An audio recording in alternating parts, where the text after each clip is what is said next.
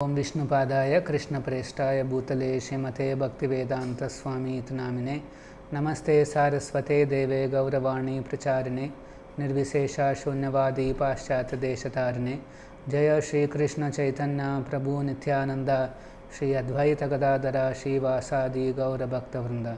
हरे कृष्णा कृष्ण कृष्ण हरे हरे हरे राम राम राम हरे हरे। ఈ రోజున మనం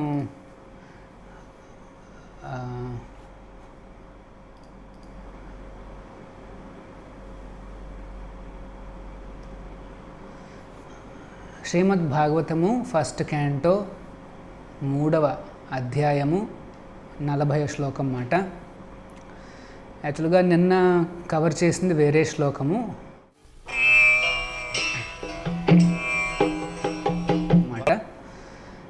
ఇదం భాగవతం నామ పురాణం బ్రహ్మ సంహితం ఉత్తమ శ్లోకచరితం చకార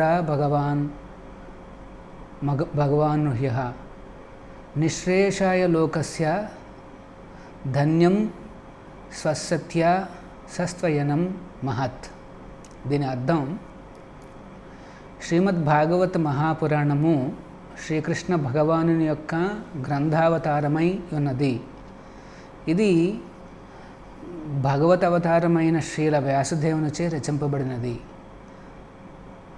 ధన్యమును ఆనందమయమును పూర్ణమును అగు ఈ మహాపురాణము సమస్త జనుల పరమశ్రేయము కొరకై ఉద్దేశింపబడినది. సో ఈ రోజున శ్రీమద్ భాగవతం గురించే, ఆ భాగవతం ఏం చెప్తోంది అంటే తన గురించి తనే చెప్పుకుంటోందన్నమాట ఈ భాగవతం. ఇప్పుడే కొంతమందితో మాట్లాడుతున్నాను, చిన్నప్పుడు మీరేం చదివేవాళ్ళు అనేసి.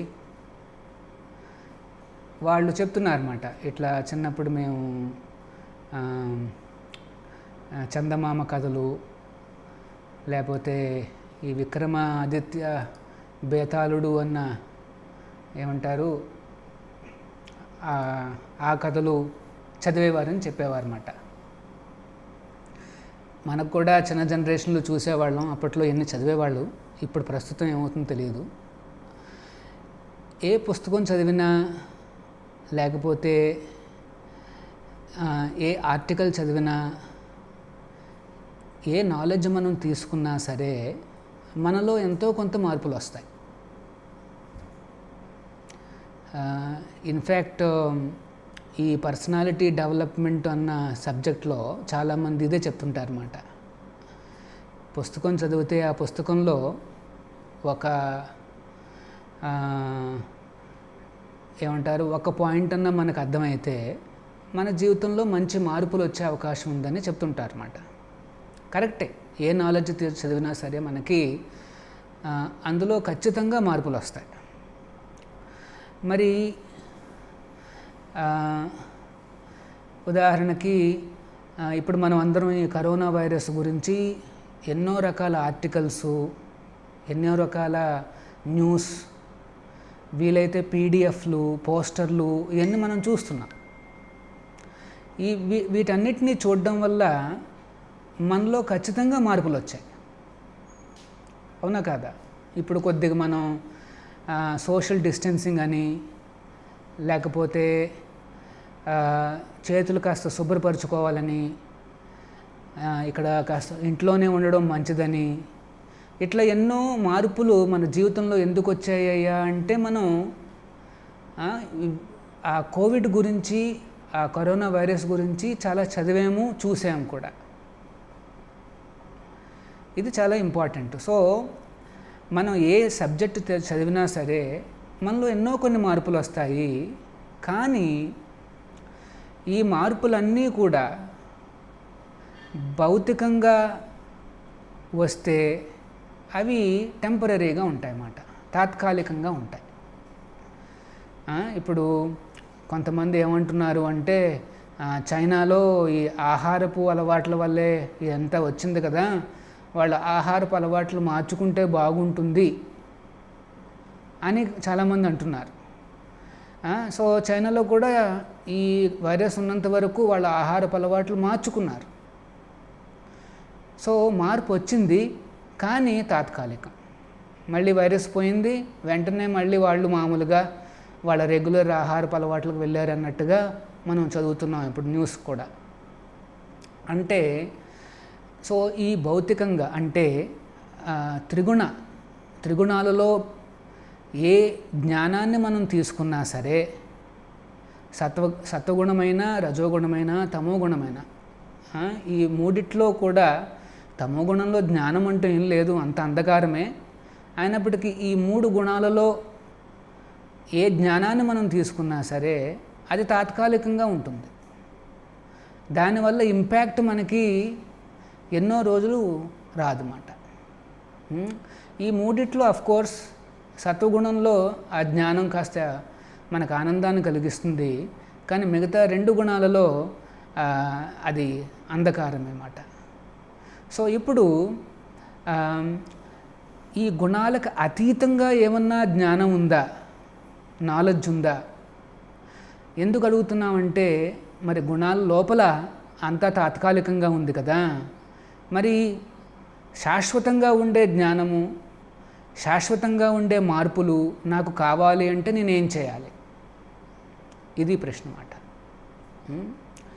సో ఈ గుణాతీతమైన జ్ఞానం, శాశ్వతమైన జ్ఞానం మాట, దాన్ని కనుక నేను చదివి పాటించగలిగితే మార్పులు ఖండితంగా వస్తాయని భాగవతంలోనే చెప్పబడింది. నష్టప్రాయేషు అభద్రేషు నిత్యం భాగవత సేవయా. ప్రతిరోజు భాగవత సేవ చేస్తే, అంటే ఈ భాగవత గ్రంథం ఆ సేవ చేస్తే మనం ఆ గ్రంథానికి ఎట్లా సేవ చేయాలో నేను చెప్తాను. సో ఈ భాగవతాన్ని కనుక మనం ప్రతిరోజు మనం సేవ చేస్తే అప్పుడేమవుతుంది? నష్టప్రాయేషు అభద్రేషు. ఇంతకుముందే మనం అర్థం చేసుకున్నాము, మన హృదయంలో ఉండే అభద్రాలన్నీ కూడా నశిస్తాయి. నష్టప్రాయేషు అభద్రేషు నిత్యం భాగవత సేవయ భగవతి ఉత్తమ శ్లోకే భక్తిర్భవతి నైష్టికి. నైష్టిక భక్తి కూడా వస్తుందని చెప్తుందన్నమాట. జస్ట్ మనం భాగవతం నుండి వింటూ దాన్ని మళ్ళీ రిపీట్ చేస్తూ ఉంటే దాన్నే భాగవత సేవ అంటారు. ఆ సేవ కనుక మనం చేస్తూ పోతూ ఉంటే, నిత్యం చేస్తే ఏమవుతుందంటే మనలో పెను మార్పులు వస్తాయి, అభద్రాలన్నీ పోతాయి, హృదయంలో ఉండే అభద్రాలన్నీ కూడా నశిస్తాయి అన్నమాట. అభద్రము అంటే మనకి మనస్సుని యాజిటేట్ చేసేది అన్నమాట. మన మనస్సులో ఉండే కల్మషాలనే అభద్రాలు అంటారు. భద్రము అంటే భద్రంగా ఉంటాం అన్నమాట, ఇంకెటువంటి యాజిటేషన్స్ ఉంటామన్నమాట. అంటే ఆ పించింగ్ ఏదో మనసులో కానీ హృదయంలో కానీ ఎవరినో పొడుస్తున్నట్టుగా వస్తుంటుంది అప్పుడప్పుడు. కొన్ని వార్తలు కానీ కొన్ని మనం ఎవరైనా మాటలు కానీ అట్లా పొడుస్తున్నట్టుగా మనకు అనిపిస్తాయి అన్నమాట. కానీ భాగవతం మనం చదివితే అప్పుడు నష్టప్రాయేషు అభద్రేషు అన్ని అభద్రాలు పోతాయి. చూడండి, ఈ జ్ఞానానికిను త్రైగుణ్య జ్ఞానానికిను. అందుకనే కృష్ణుడు చెప్తాడు భగవద్గీత, త్రైగుణ్య విషయా వేద నిస్త్రైగుణ్యో భవార్జున. అర్జునుడు కూడా ఏం చెప్తున్నాడంటే కృష్ణుడు, నాయన ఈ వేదాలన్నిటిలో కూడా త్రైగుణ్య విషయ, ఈ 3 గుణాల గురించే ఉన్నది, నువ్వు దాన్ని దాటి పైకి వెళ్ళాలి. నిస్త్రైగుణ్య అంటే ఆధ్యాత్మికమైన సబ్జెక్ట్ మ్యాటర్ మనం వినాలి అని చెప్తున్నాడు. సో మరి ఆ ఆధ్యాత్మికమైన సబ్జెక్ట్ మ్యాటర్ ఎక్కడుంది? దాన్నే ఈ భాగవతం మాట. ఇదం భాగవతం నామ పురాణం బ్రహ్మ సంహితం. ఇదం అంటే ఈ భాగవతం నామ, ఈ భాగవతం ఉందే ఆ పుస్తకం, ఆ శాస్త్రము, నామ అంటే పేరున్న, ఏ పేరు? భాగవతము, శ్రీమద్ భాగవతము. ఇక్కడ శ్రీమద్ అంటే అందమైన, బ్యూటిఫుల్ అని అర్థం అన్నమాట. సో అంత చక్కటి బ్యూటిఫుల్ భాగవతము నామ పురాణం. ఇది పురాణం అన్నమాట. వేదము అంటే ఏమిటి? పురాణము అంటే ఏమిటి? వేదము అంటే ఒరిజినల్గా భగవంతుడు తన శ్వాస ద్వారా ఇచ్చిన జ్ఞానాన్ని వేదము అంటారు. వేదము అంటే మనం ఈ లోకంలో ఏ రకంగా బతికితే ఆనందంగా బతకచ్చు, మరియు చివరికి భగవంతుని చేరచ్చు అని చెప్పేదే వేదం. ఒరిజినల్గా వేదం అనేది ఒకటే ఉండేది.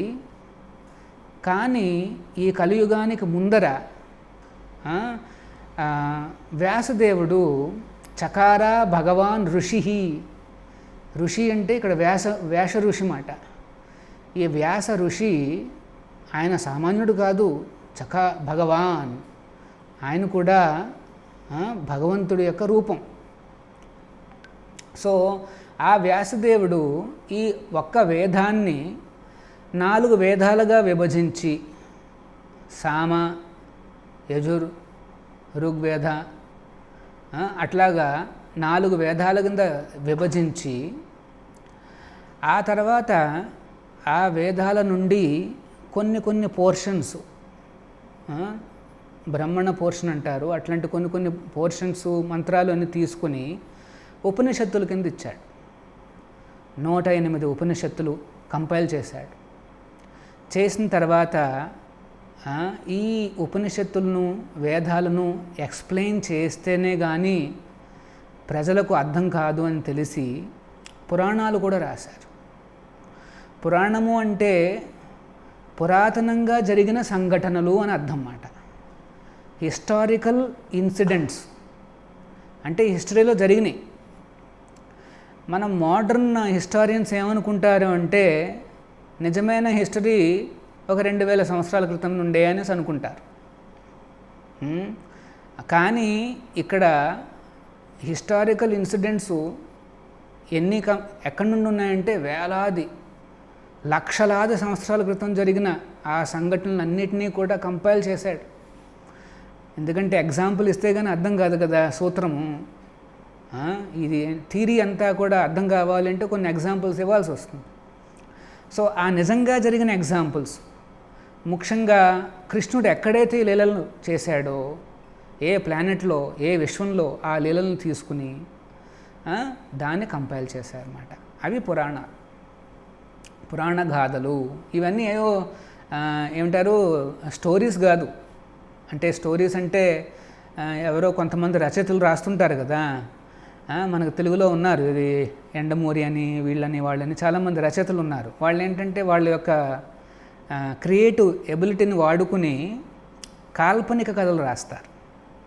ఈ పురాణాలు కాల్పనికాలు కాదు, నిజంగా జరిగిన హిస్టారికల్ ఇన్సిడెంట్స్ అన్నమాట. వాటినన్నిటినీ కంపైల్ చేసి పురాణాలు రాశారు. ముఖ్యంగా 18 పురాణాలు, 108 ఉన్నాయి కానీ ముఖ్యంగా 18. 6 పురాణాలు సత్వగుణంలో వారికి, ఇంకొక 6 పురాణాలు రజోగుణంలో వారికి, ఇంకొక 6 పురాణాలు తామసికంలో ఉన్న వారికి. ఆ పురాణాలు 18 పురాణాలు. అదైన తర్వాత ఈ వేదాలన్నింటినీ కూడా సమ్మరైజ్ చేసి వేదాంత సూత్రము అని రాశారు. వేదాంత సూత్ర. ఇప్పుడు చూడండి, మనకి 10th క్లాస్ కానీ ఏదైనా మనం చూస్తే పుస్తకాలు, ఫిజిక్స్ బుక్ కానీ ఏదైనా పుస్తకం చూస్తే ఆ పుస్తకం చివరిలో 2-3 ఫార్ములా షీట్స్ అని పెడతారు. అంటే మొత్తం పుస్తకంలో ఉన్నదంతా కూడా సమ్మరైజ్ చేసి కొన్ని ఫార్ములాస్ లాగా మనకి ఇస్తారన్నమాట. దాన్ని ఫార్ములా షీట్ అంటారు. అది 2-3 పేజీలు మాత్రం ఉంటుంది. అట్లాగే ఈ వేదాలు, ఈ పురాణాలు, వీటన్ని లక్షలాది శ్లోకాలు ఉంటాయి. మహాభారతంలో అయితే 1,00,000 శ్లోకాలు పైగా. సో మరి వీటినన్నిటినీ బాగా కండెన్స్ చేసి వేదాంత సూత్రాలు అని ఇచ్చారన్నమాట. అందులో 4 చాప్టర్లు, ఒక్కొక్క చాప్టర్లో 4 పాదాలు. షోడశ పద, ఇది 16 పాదాలు ఉన్నాయన్నమాట వేదాంత సూత్రంలో. ఆ 4 చాప్టర్లో 2 చాప్టర్లు కర్మకాండ, ఇది ఒక చాప్టర్ జ్ఞానకాండ, ఇంకొక చాప్టర్ ఉపాసనాకాండ. ఇంకొక రకంగా చూస్తే ఈ 4 చాప్టర్లో 2 చాప్టర్లు మనకి భగవంతుడితో ఉన్న సంబంధం గురించి చెప్పడం, సంబంధ జ్ఞానాన్ని ఇస్తుందన్నమాట. ఇంకొక చాప్టరు అవిధేయ, అంటే భగవంతుడితో సంబంధాన్ని మళ్ళీ పునరుద్ధరించుకోవడం ఎట్లా అని చెప్తుంది. 4వ చాప్టరు అలాగ భగవంతుడితో సంబంధాన్ని పెంచుకుంటే మనకు వచ్చే ప్రయోజనం ఏమిటి అంటే భగవంతుడి మీద ఆ భక్తి, ప్రేమ వాటిని గురించి చెప్తుందన్నమాట. సో ఈ వేదాంత సూత్రాలను రాసిన తర్వాత కూడా వ్యాస ఋషి సంతృప్తి చెందలేదు అని శాస్త్రాలు చెప్తున్నాయి. ఎందుకు చెందలేదు, సంతృప్తి రాలేదు అనేసి అనుకుంటున్న సమయంలో ఆయన గురువుగారైన నారదముని వారు వచ్చి, వ్యాస నువ్వెన్నో రకాలుగా ఇంత పెద్ద లిటరరీ వర్క్ చేశావు, ఇది ఎవరు కూడా చేయలేరు. యాక్చువల్గా ఇప్పుడు మొత్తం మానవాళిని అంతా గమనిస్తే చాలా పెద్ద పెద్ద రచయితలు ఉన్నారు, వాళ్ళు ఎన్నో రకాల పుస్తకాలు రాశారు. కానీ వ్యాసదేవుడు చేసిన ఇట్లాంటి రైటింగ్స్ ఇంకంపేరబుల్ అన్నమాట. ఇంత చక్కగా సిస్టమేటిక్గా భాగవతం శ్లోకాలు చదువుతుంటేనే మనసుకు పవిత్రతను వచ్చే విధంగా, అందుకనే ఆయన సామాన్య ఋషి కాదు, భగవాన్ ఋషి, చకార భగవాన్ ఋషి. So is compiled by Vyasa Maharshi, is actually incarnation of Krishna. So ఆ రకంగా అలా వ్యాసదేవుడు అంటే ఈ వేదాలన్నీ మనకి ఇచ్చిన తర్వాత కూడా డిస్సాటిస్ఫై అయినట్టుగా కనిపిస్తున్నాడు.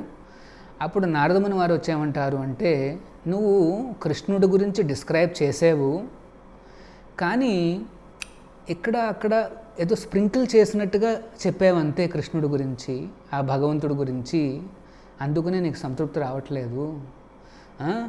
ఎక్స్క్లూజివ్గా కృష్ణుడిని గ్లోరిఫై చేస్తూ ఈ వేదాంత సూత్రం మీద కమెంటరీ రాయమని చెప్తాడనమాట. అదే ఈ శ్రీమద్ భాగవతం. ఫస్ట్ 9 స్కందాలు, శ్రీమద్ భాగవతంలో 10 స్కందాలు 12 స్కందాలు ఉంటాయన్నమాట. 10వ స్కందంలో కృష్ణుడు యొక్క లీలలన్నీ ఉంటాయి. బాల్యలీలల నుండి ఆయన తన ధామానికి వెళ్ళిపోయేంత వరకు ఉండే లీలలన్నీ కూడా ఉంటాయి. కానీ కృష్ణుడి దగ్గరికి వచ్చే ముందర మిగతా స్వామి యొక్క అవతారాలన్నీ కూడా డిస్క్రైబ్ చేయబడ్డాయన్నమాట ఈ 9 క్యాంటోస్లో. అంటే ఆ భక్తుడిని ప్రిపేర్ చేస్తాయన్నమాట. ఈ 9 క్యాంటోస్లో ఆ దేవాది దేవుడి యొక్క పొజిషన్ ఏమిటనేసి ప్రిపేర్ చేసిన తర్వాత అప్పుడు భగవంతుడి యొక్క సన్నిహితమైన లీలలు ఆ 10వ స్కందంలో మనం చూస్తామన్నమాట. బాల్యలీలే కాదు, ఆ గోపికలతో ఉన్న లీలలన్నీ కూడా ఆ 10వ స్కందంలో ఉన్నాయి.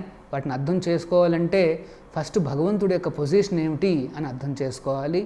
సో అందుకనే ఇదం భాగవతం నామ పురాణం, ఇది కూడా ఒక పురాణమే, కానీ దీన్ని మహాపురాణం అంటారు, భాగవత పురాణం అంటారు. మరి దీని యొక్క స్పెషాలిటీ ఏంటంటే బ్రహ్మ సంహితం. బ్రహ్మ సంహితం అంటే it is actually incarnation of lord Krishna. పుస్తక రూపంలో వచ్చిన, శాస్త్ర రూపంలో వచ్చిన కృష్ణుడు, ఒక సాహిత్య రూపంలో వచ్చిన కృష్ణుడు అన్నమాట.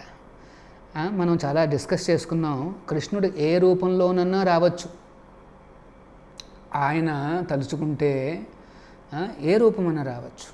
ఇక్కడ పుస్తక రూపంలో వచ్చాడు, శబ్ద రూపంలో వస్తాడు. అదే హరే కృష్ణ కృష్ణ కృష్ణ హరే హరే, హరే రామ రామ రామ హరే హరే. ఇది శబ్దరూపం. శబ్దరూపంలో రాగలుగుతాడు, విగ్రహ రూపంలో రాగలుగుతాడు, స్వయంగా రాగలుగుతాడు.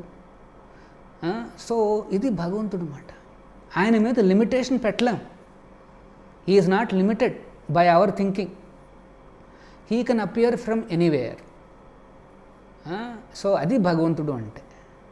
కొంతమంది మూర్ఖులు ఏమనుకుంటారు అంటే భగవంతుడు రాలేడు ఈ ప్రపంచానికి అనేసి అంటారు అన్నమాట. ఎందుకు రాలేడు? మనం ఎవరు చెప్పడానికి? ఆయనే వస్తున్నాడని చెప్తుంటే మనం ఎవరు చెప్పడానికి? సో అట్లాగా తెలియక అంధకారంలో వాళ్ళు భగవంతుడి మీద కండిషన్స్ పెడుతుంటారు. సో ఇక్కడ బ్రహ్మ సంహితం, ఈ భాగవతం అనేది కూడా పుస్తక రూపం, గ్రంథ రూపం అన్నమాట. సో మనం కృష్ణుడిని ఏ విధంగా మనం పూజిస్తామో ఈ భాగవతాన్ని కూడా ఆ రకంగా పూజించాలి. ఒక్కొక్క రూపంలో భగవంతుడిని ఒక్కొక్క రకంగా మనం అప్రోచ్ కావాలన్నమాట. విగ్రహ రూపంలో ఉంటే ఆయనకు పూజలు పునస్కారాలు చేసి నైవేద్యాలు పెట్టాలి. ఆయన పుస్తక రూపంలో ఉంటే ఆ పుస్తకాన్ని చక్కగా చదువుతూ లోన ఉన్న వాక్యాన్ని వినాలి. ఆ శబ్దం ఉందే, ఆ శబ్దం మన చెవుల లోపలికి వెళ్ళి మనకు అర్థమైతే ఎన్నో మార్పులు మాట. నష్టప్రాయేషు అభద్రేషు, అన్ని అభద్రాలు పోతాయి. జస్ట్ ఆ పుస్తకాన్ని మనం భద్రంగా చక్కగా ఆ పూజా రూమ్లో పెట్టుకుని ప్రతిరోజు కొలవచ్చు. కానీ ఇంపార్టెంట్ ఏంటంటే దాన్ని ఓపెన్ చేసి చదవాలి. భగవద్గీత అయినా భాగవతమైనా కొంతమంది ఏంటంటే పూజలు చేసేసి వదిలేస్తారు.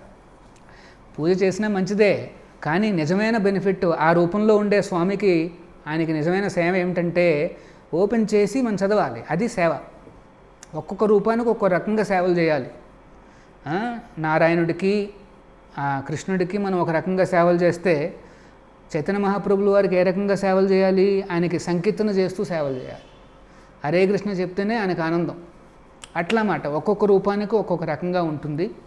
సో పురాణం బ్రహ్మ సంహితం, ఈ పుస్తక రూపంలో ఉండే కృష్ణుణ్ణి మనం ఏ రకంగా మనం పూజించాలి, సేవలు చేయాలి అంటే నిత్యం భాగవత సేవయ. ప్రతిరోజు ఆ స్వామి ఆ పుస్తకాన్ని చదివి అలా ఓపెన్ చేసి ఒక శ్లోకాన్నో 2 శ్లోకాలను చదవండి. ముఖ్యంగా మన ఆచార్యులు ప్రభుపాదుల వారు శ్రీమద్ భాగవతానికి ఒక సంప్రదాయ ఆచార్యుడిగా చక్కటి కమెంటరీ ఇచ్చారు. వ్యాఖ్యానాలు ఉన్నాయి, తాత్పర్యాలు ఉన్నాయి, ప్రతి పదానికి అర్థాలు ఉన్నాయి. ఈ కలియుగంలో ఇంత చక్కగా స్పష్టంగా శ్రీమద్ భాగవతం దొరికింది అంటేనే అది మన యొక్క అదృష్టం అన్నమాట. లేకపోతే ఎక్కడ ఈ భాగవతాన్ని మనం సేవ చేయడం అనేది అసాధారణం అన్నమాట. అందుకనే మనం పుస్తక భాగవతాన్ని చదవాలి, ఆ పర్సన్ భాగవత అంటే ఆచార్యులను కూడా కొలవాలన్నమాట. ఆ ఇద్దరు యొక్క దయ వలన మనం భక్తిలో నైష్టికి భక్తిలో ఫిక్స్డ్ అయిపోతాం అన్నమాట. ఇది పురాణం బ్రహ్మ సంహితం ఉత్తమ శ్లోక చరితం. మరి ఈ పురాణంలో ఏముంది? ఉత్తమ శ్లోక చరితం, చరిత్ర. ఎవరి చరిత్ర? ఉత్తమ శ్లోక అంటే అది కూడా భగవంతుడి యొక్క పేరు మాట. ఉత్తమ, తమ అంటే అంధకారము, ఉత్తమ అంటే అంధకారం నుండి బయటకు వచ్చేది, అంధకారానికి బియాండ్, అతీతము. అది ఉత్తమ శ్లోక అంటే చక్కటి ఆధ్యాత్మిక శ్లోకాలతో కీర్తించగలిగిన స్వామి మాట. అల్టిమేట్ పొయిట్రీ ఎవరికి ఆఫర్ చేయగలం అంటే ఆ కృష్ణుడికే. ఒకవేళ మన కంట్రోల్లో అల్టిమేట్ పొయిట్రీ ఉందనుకోండి, దాన్నే ఉత్తమ శ్లోకము అంటారన్నమాట. ఉత్తమ శ్లోక రిఫర్స్ టు కృష్ణ. ఉత్తమ శ్లోక చరితం, it is describing the supreme personality. దానికి ఎంత పదాలు వాడాలి చూడండి, సెలెక్ట్ చేసుకుని పదాలు వాడాలి. అట్లాంటి సెలెక్టెడ్ శ్లోకాస్నే ఆ వ్యాసదేవ కంపైల్ చేశారన్నమాట. The beautiful verses of Bhagavatam అన్నమాట. Highly what is that beautiful highly transcendental. ఉత్తమ శ్లోక చరితం చకార భగవాన్ ఋషి వ్యాసదేవుడు రాశారు. దేనికి? నిశ్రేయసాయ లోకస్య. నిశ్రేయసాయ అంటే శ్రేయస్సు ప్రేయస్సు అని 2 పదాలు ఉన్నాయి. శ్రేయస్సు ప్రేయస్సు. ప్రేయస్సు అంటే ఇమ్మీడియట్ బెనిఫిట్, శ్రేయస్సు అంటే అల్టిమేట్ బెనిఫిట్. ఇప్పుడు పిల్లలు చూడండి, వాళ్ళు చిన్నప్పుడు ఆడుకుంటూ ఉంటారు. వాళ్ళకు స్కూల్కి వెళ్ళరా అంటే వినరు. వాళ్ళకి స్కూల్కి వెళ్ళడం అంటే ఒక పెద్ద భారం మాట. కానీ తల్లిదండ్రులు స్కూల్కి వెళ్ళరా అని వాడిని తోస్తుంటారు. ఎందుకు? పిల్లవాడు ఈజ్ ఎంజాయింగ్. కానీ ఈ ఎంజాయ్మెంటు, ఈ బెనిఫిట్ ప్రేయస్సు తాత్కాలికం, ఇప్పుడే ఇమ్మీడియట్ బెనిఫిట్ అంతే. కానీ అల్టిమేట్ బెనిఫిట్ ఎప్పుడు? వాడు కాస్త ఎడ్యుకేట్ అయ్యి పెద్దవాడయ్యి వాడు కూడా చక్కగా ఒక మంచి పౌరుడయ్యి భక్తుడయ్యి, ఇది శ్రేయస్సు అంటే. అది పేరెంట్స్కి తెలుసు కాబట్టి పిల్లల్ని తోస్తూ ఉంటారు. నోను వెళ్ళరా, నువ్వు ఆటల తర్వాత వెళ్ళు, అక్కడ స్కూల్లో ఆడుకుందు కానిలే అనేసి ఏదో చెప్పి అలాగా పిల్లల్ని పంపిస్తుంటారు అన్నమాట. సో ఈ వ్యాసదేవుడు ఈ భాగవతాన్ని ఎందుకు ఇచ్చారయ్యా అంటే శ్రేయసాయ లోకస్య, మొత్తం లోక కళ్యాణార్థం ఇచ్చాడనమాట. దేవుడు ఎప్పుడూ కూడా ఏదో ఒక సెక్ట్కో, ఒక రిలీజియన్కో, లేదా ఒక మతానికో, లేకపోతే ఒక మార్గానికో కాదు, లోకస్య, మొత్తం లోకానికే కళ్యాణం జరిగే విధంగా భాగవతం మాట్లాడుతోంది. ప్రతి ఒక్కరు కూడా ఏమంటారంటే నువ్వు మా మార్గానికి వస్తేనే నీకు మంచి జరుగుతుంది, లేకపోతే నువ్వు నాశనం అయిపోతూ ఉంటారు. నువ్వు నేను ఏం చెప్పింది చేస్తేనే నీకు మంచి జరుగుతుందని చెప్తుంటారు. భాగవతం అట్లా కాదు. నిశ్రేషాయ లోకస్య. ఇంకొకటి కూడా ఉంది ఇక్కడ ఏంటంటే, భగవంతుడు ఒక మనుషుల గురించి ఆలోచించట్లేదు, ఆయన మొత్తం లోకం అంతా కూడా ఆలోచిస్తున్నాడు. భగవంతుడి యొక్క కన్ను మొత్తం లోకం మీద ఉంది. లోకం అంటే మనుషులు ఒక్కళ్ళే కాదు, మనుషులు, జీవులు, చెట్లు, పుట్టలు, సముద్రాలు, నదులు, ప్రకృతి, కొండలు, కోనలు, ఎంతో చక్కగా వీటన్నిటినీ ఇచ్చాడే స్వామి, వాటన్నిటి యొక్క శ్రేయస్సు కోసం. మరి అదేమిటి, భాగవతం చదవగలిగింది మనం ఒక్కళ్ళమే కదా, మనుషులే కదా. మరి మన శ్రేయస్సు మరి లోకం శ్రేయస్సు ఎట్లా వచ్చేస్తుంది మనుషులు చదువుతుంటే అంటే, ఇది చదవడం వల్ల మనలో ఎలాంటి మార్పులు వస్తాయ్యా అంటే మొత్తం లోక కళ్యాణం ఆటోమేటిక్గా జరుగుతుంది. చూడండి, ఇది బ్యూటీ. నేను అదే చెప్పాను కదా ఫస్ట్లో, మనం ఏదైనా చదివితే మార్పులు వస్తాయి. కానీ భాగవతాన్ని చదివితే ఎట్లాంటి మార్పులు వస్తాయ్యా అంటే ఆటోమేటిక్గా లోక కళ్యాణం జరుగుతుందన్నమాట. ఒక్కసారి భాగవతాన్ని చదివితే ఆ పక్కవాడు గురించి వాడికి ఎట్లా హెల్ప్ చేయాలా అన్న ఆలోచన వస్తుంది. ఇది మాట భక్తుడు అంటే. భక్తుడు అంటే అయ్యో పాపం బాధపడుతున్నారు, ఏదో ఒకటి చేద్దాంలే అన్న ఆలోచన భావన ఇట్లా భక్తుల్లోనే వస్తుందన్నమాట. వైష్ణవుల్లోనే మనం చూస్తుంటాం, ఈ భక్తుల్లో వస్తుందన్నమాట. అది ఈ భాగవతాన్ని చదివితే ఆ ఫీలింగ్ వస్తుందన్నమాట. ఓ మొత్తం లోక కళ్యాణార్థం మనం ఏదో ఒకటి చేయాలి అనేసి. ఇప్పుడు కరోనా వైరస్ ఇదంతా వచ్చింది. దేవస్థానం నుండి చాలామంది భక్తులు ఎన్నో రకాలుగా హెల్ప్లు చేస్తున్నారు. సో అట్లా పరాయివాడి కళ్యాణం గురించి ఆలోచించే వాళ్ళు ఎవరున్నారు ఈ కాలంలో? అంత తేలిక కాదు అది. కానీ భాగవతం చదివితే ఆ మనస్సులో ఆ ఫీలింగ్లు వస్తాయన్నమాట. మన కళ్యాణము అంటే మన ఫ్యామిలీ అదంతా బాగుండాలి, కరెక్టే. కానీ పరాయివాడు కూడా బాధపడుతున్నాడు కదా, వాడికి కూడా ఏదన్నా చేద్దామనేసి. ముఖ్యంగా ఏం చేయాలి అంటే వాడికి ఆ కృష్ణుడికి మధ్యన ఉన్న సంబంధం గురించి చెప్పడమే, భగవద్గీత భాగవతాన్ని ఇవ్వడము, ప్రచారం చేయడము, ఇది అత్యున్నతమైన కళ్యాణం. ఎందుకంటే వాడు మారుతాడు. కష్టానికి కాస్త హెల్ప్ అంటే భోజనాలు పెట్టిద్దాం, కానీ వాడు పర్మనెంట్గా మారేది ఎట్లాగా? ఇట్లాంటి పర్మనెంట్ లిటరేచర్ చదివినప్పుడే. పర్మనెంట్గా మార్పులు రావాలి అంటే ఈ ఆధ్యాత్మిక జ్ఞానం భాగవతాన్ని మనం ఇవ్వాలన్నమాట. సో నిశ్రేషాయ లోకస్య, ఈ మొత్తం లోకానికే కళ్యాణం చేసే విధంగా ధన్యం. భాగవతం చేసే ఇంపాక్ట్ని చూసారా? ఫుల్లీ సక్సెస్ఫుల్, ధన్యం. జీవితం ధన్యం అయిపోయింది అంటాం చూడండి, అలా ధన్యం అయిపోతుంది అన్నమాట మన జీవితం. భాగవతాన్ని కానీ చదివితే మన జీవితం ధన్యం అన్నమాట. అంటే సక్సెస్ఫుల్, ఫుల్లీ సక్సెస్ఫుల్. ఇంక దీనికంటే ఇంకా యాస్పైర్ చేయాల్సిందంటూ ఏమీ లేదు. Permanent knowledge, ultimate knowledge, fully successful. మిగతా ఈ సక్సెస్ఫుల్లా కాదని మనకి డౌట్లు. ఇప్పుడు కరోనా వైరస్ గురించి కూడా చాలా ఇన్స్ట్రక్షన్స్ వస్తున్నాయి. ఎంత సక్సెస్ఫుల్లో మనకేం అర్థం కావట్లేదు.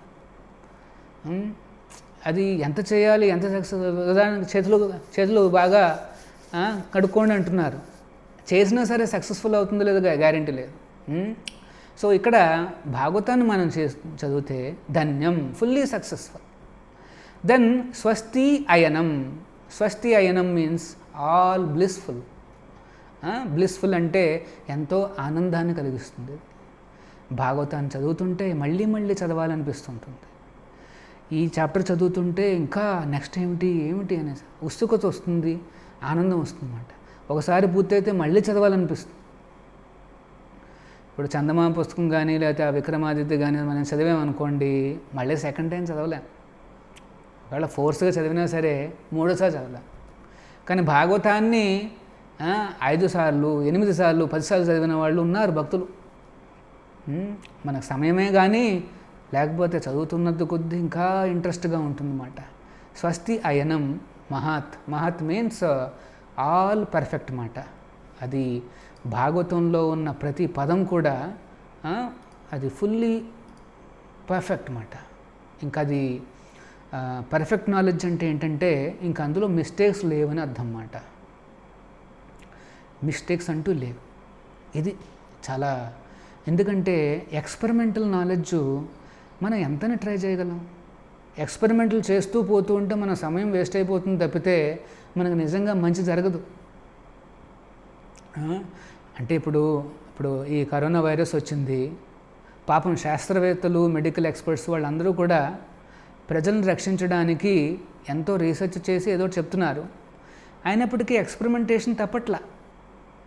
ఫస్ట్లో మాస్కులు వేసుకోవాలి అన్నారు, ఆ తర్వాత లేదులే ఆరోగ్యంగా ఉంటే అవసరం లేదన్నారు, మళ్ళీ రీసెంట్గా వేసుకోవాలి అంటున్నారు.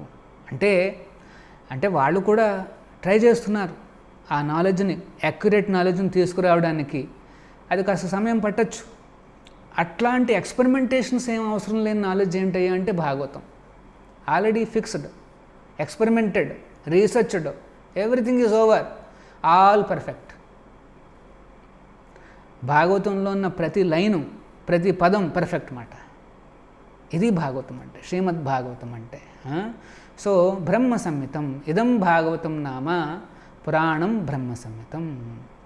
చాలా అద్భుతమైన ఈ సాహిత్యం, ఇది సాహిత్యము, అద్భుతమైన సైన్స్, అద్భుతమైన అన్ని రకాల రంగాల్లో ఈ భాగవతం అనేది అడ్రస్ చేస్తుందన్నమాట. యాక్చువల్గా మనం చూస్తాం ఒకానొక స్కందంలో జీవి తల్లి కడుపులోకి వెళ్ళినప్పుడు ఏ మార్పులు వస్తాయి అని వివరంగా చెప్పబడింది భాగవతంలో. 5000 సంవత్సరాల క్రితము కడుపులో ఏం జరుగుతుందని చెప్పబడింది ఇప్పుడు మోడర్న్ సైన్స్ కనుక్కుంటోంది.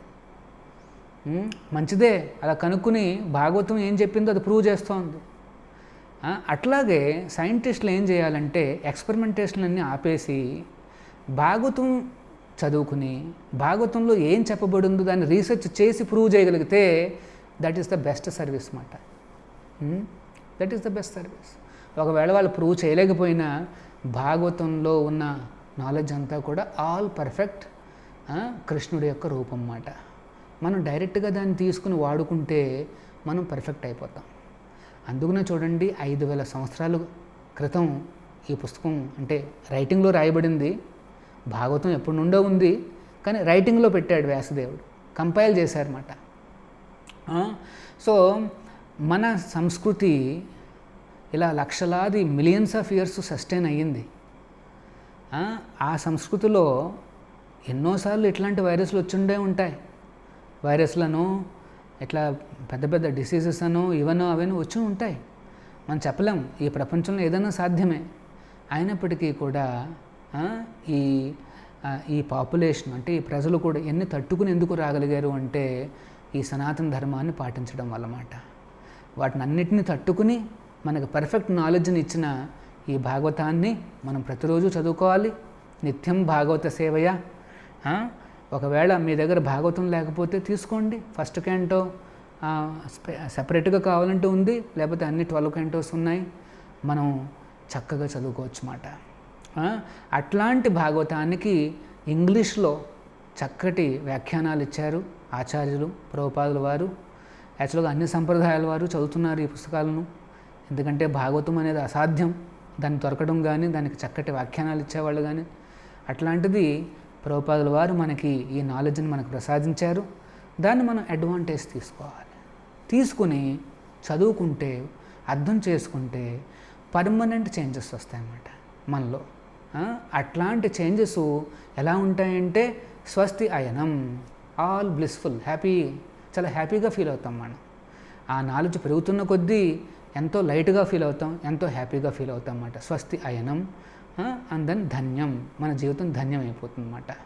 ఇది ఈ రోజున భాగవతం గురించి మనం అర్థం చేసుకున్నది. హరే కృష్ణ. ఏమైనా ప్రశ్నలు ఉంటే నేను చూస్తాను.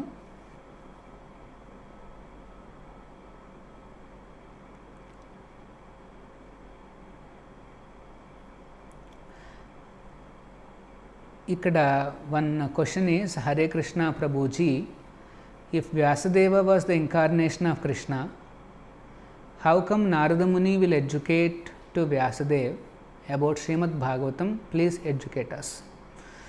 Actually, any incarnation, whether it is Vyasadeva అంటే వ్యాసదేవుడైనా, లేకపోతే నారదుడైనా, బ్రహ్మ అయినా, ఎవరైనా సరే, సాక్షాత్తు కృష్ణుడే ఆయన దిగొచ్చినా సరే వారందరికీ కూడా గురువు ఉండాల్సిందే.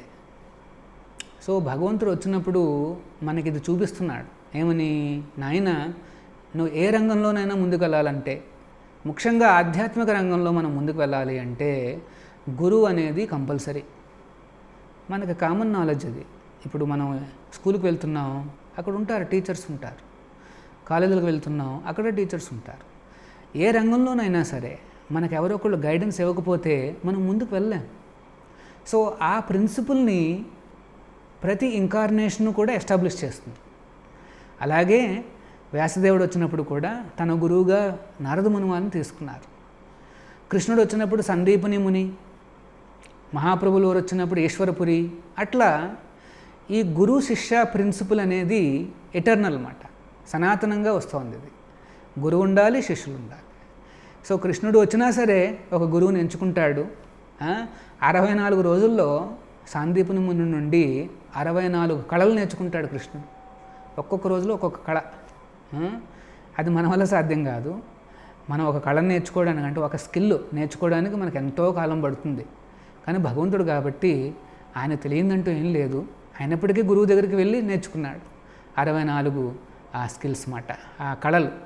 స్కిల్స్ కాదు, కళలు మాట, ఎక్స్పర్టైజ్. అది భగవంతుడు. సో ఆ ప్రిన్సిపల్ ప్రకారమే వ్యాసదేవుడికి కూడా నారద ముని వారు వచ్చారు. యాక్చువల్గా ఇదేంటంటే యోగమాయ అంటారన్నమాట. 2 రకాల మాయలు ఉన్నాయి, మహామాయ, యోగమాయ. మహామాయ అంటే మనం కర్మానుసారం మనల్ని పుష్ చేస్తూ ఉంటుంది, అది మహామాయ. యోగమాయ అంటే భగవంతుడు కూడా తప్పు చేసాడా అంటే అది లీలాశక్తి మాట. వ్యాసదేవుడు ఆయన ఏదో తప్పు చేసినట్టుగా బాధపడుతుంటే అప్పుడు నారద ముని వారు వస్తారన్నమాట. అంటే ఇదంతా లీల మాట, భగవంతుడి యొక్క లీల. దీన్ని యోగమాయ అంటారు, యోగ శక్తి మాట ఇది. సో ఇది వేరు. అంటే మనుషులకు కళ్యాణం చేయడానికి, అంటే అంత మంచి జరగడానికి ఆ లీలలు జరుగుతాయి అన్నమాట. ఆ లీల కానీ జరగకపోతే, నారద ముని వారు చెప్పకపోతే భాగవతం బయటకు వచ్చేది కాదు. అంటే సో అలాగే అర్జునుడు కృష్ణుడికి మధ్యన ఆ సంవాదనం మన బ్యాటిల్ ఫీల్డ్లో జరిగి అర్జునుడిలో కన్ఫ్యూజన్ వచ్చింది ఏం చేయాలి అనేసి. అప్పుడు కృష్ణుడు చెప్తాడు ఏం చేయాలో అనేసి. అదే భగవద్గీత. మరి అర్జునుడు అంత గొప్ప భక్తుడే, మరి ఆయన కన్ఫ్యూజన్ ఏమిటి? అది యోగమాయ మాట. అంటే ఆ రకంగా తన భక్తుడిని అలా కన్ఫ్యూజన్లో పెట్టాడు స్వామి కావాలనే. తద్వారా అర్జునుడి ద్వారా మానవాళికి భగవద్గీత ఇస్తాడు.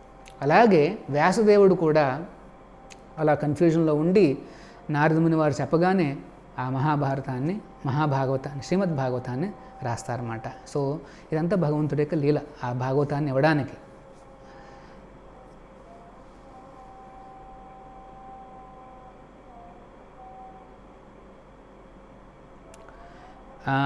Hare Krishna. How much authoritative Pothana Bhagavatam and Devi Bhagavatam can we read and follow those? Actually Pothana Bhagavatam అనేది ఈ ఒరిజినల్ భాగవతానికి తెలుగులో రాసిన కామెంటరీ మాట. పోతనుడు రాసింది, అది చాలా అథారిటేటివ్, దాన్ని చదువుకోవచ్చు. కానీ దేవీ భాగవతం అనేది అది పురాణాలలో వస్తుంది, ఒక పురాణాలలో వస్తుంది. కానీ వ్యాసదేవుడిచ్చిన ఈ ఫైనల్ కమెంటరీ ఏంటంటే ఈ శ్రీమద్ భాగవతం మాట. సో మనం ఏ పురాణాలు చదివినా సరే అల్టిమేట్ నాలెడ్జ్ కావాలి అంటే వ్యాసదేవుడు రాసిన ఫైనల్ ఏమిటది? ఫైనల్ ఇది శ్రీమద్ భాగవతం మాట. That is the latest contribution of the Vyasadeva. 5000 సంవత్సరాల క్రితము ఇన్ హిజ్ మెచ్యూరిటీ వ్యాసదేవుడు రాశారన్నమాట ఆ కమెంటరీని. That is the commentary of Vedanta Sutra. అన్ని సూత్రాలు కలిగి ఉండేదే ఈ శ్రీమద్ భాగవతం. అందుకని నేను చెప్పాను it is all perfect and శ్రేయస్కరం అన్నమాట.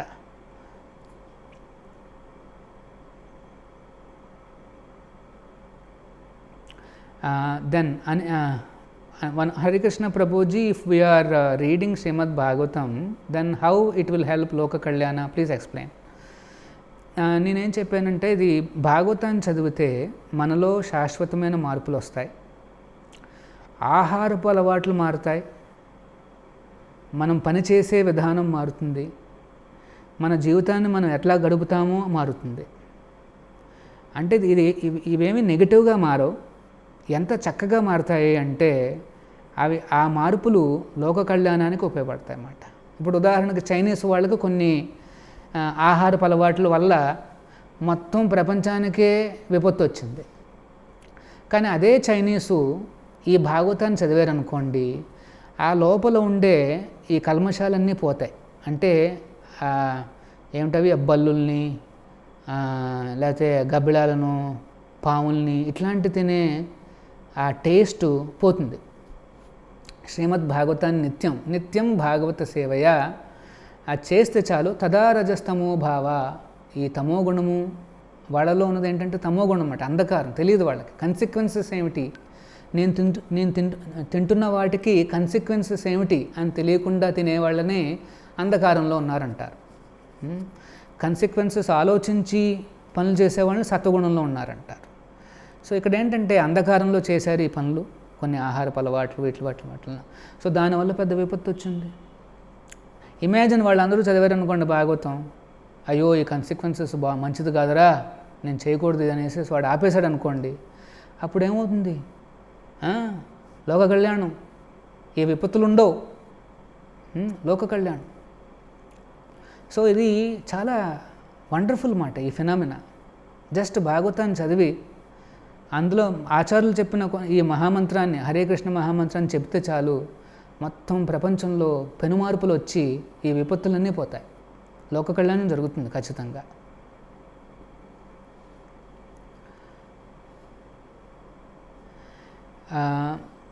Every name has some special importance. Please explain the specific importance of Krishna name. ఇప్పుడు కృష్ణ అంటే ఆల్ అట్రాక్టివ్ అని అర్థం అన్నమాట. కృష్ణ అంటే ఆల్ అట్రాక్టివ్, సర్వాకర్షకుడు, అందరినీ ఆకర్షిస్తాడనమాట. అది భగవంతుడు అంటే. మనుషులకే కాదు, జంతువులకే కాదు, వృక్షాలకే కాదు, అన్ని జీవులకు అన్నిటికీ కూడా ఆకర్షణీయంగా కనిపించేవాడే ఆ భగవంతుడు అన్నమాట. So Krishna is known as సర్వాకర్షకుడు. చాలామంది వేరే అంటే ఆల్ పవర్ఫుల్ ఆస్పెక్ట్ని పూజిస్తుంటారు కొంతమంది. ఆల్ పవర్ఫుల్, ఆల్ మైటీ అనేసి వాళ్ళు పూజిస్తుంటారు. కొంతమంది ఏమంటారు, మెయింటెనెన్స్, ఆల్ మెయింటెనెన్స్ అనేసి కొంతమంది పూజిస్తుంటారు. కానీ నిజంగా భగవంతుడి యొక్క డెఫినేషన్ చెప్పాలంటే ఆల్ అట్రాక్టివ్. ఎందుకు కృష్ణుడు అంత అట్రాక్టివ్ అంటే షడైశ్వర్య పూర్ణుడు కాబట్టి. మనం ఎవరికి అట్రాక్ట్ అవుతాం ఈ లోకంలో? ఇప్పుడు ఉదాహరణకి ప్రైమ్ మినిస్టర్ ఉన్నారనుకోండి, అంటే జనరల్గా పాలిటిక్స్ కాదు నేను చెప్పేది, జనరల్గా ఏంటంటే ఆ పొజిషన్లో ఉన్న వాళ్ళు అట్రాక్టివ్గా ఉంటారు. ప్రైమ్ మినిస్టర్ వస్తున్నారంటే వెంటనే అందరూ ఓ అనేసి మనం కొంతమంది అట్లీస్ట్ ఆకర్షణ అయిపోతారన్నమాట. ఓ నేను వెళ్ళి చూడాలి, నించోవాలి ఎక్కడ అనేసి. కొంతమందికి పవర్ అంటే ఇష్టం ఉండదు, బ్యూటీ అంటే వాళ్ళు ఆకర్షకులు అయిపోతారన్నమాట, అట్రాక్ట్ అయిపోతారు. బ్యూటీ, ఇప్పుడు ఉదాహరణకి ఒక సినిమా స్టార్ ఉన్నాడు, లేకపోతే ఒక హీరోయిన్ ఉంది, అందంగా కనిపిస్తుంటారు, చాలామంది ఫ్యాన్స్ ఉంటారు. చూడండి, బ్యూటీ అట్రాక్ట్స్, ఆకర్షణ కలిగిస్తుంది అన్నమాట బ్యూటీ.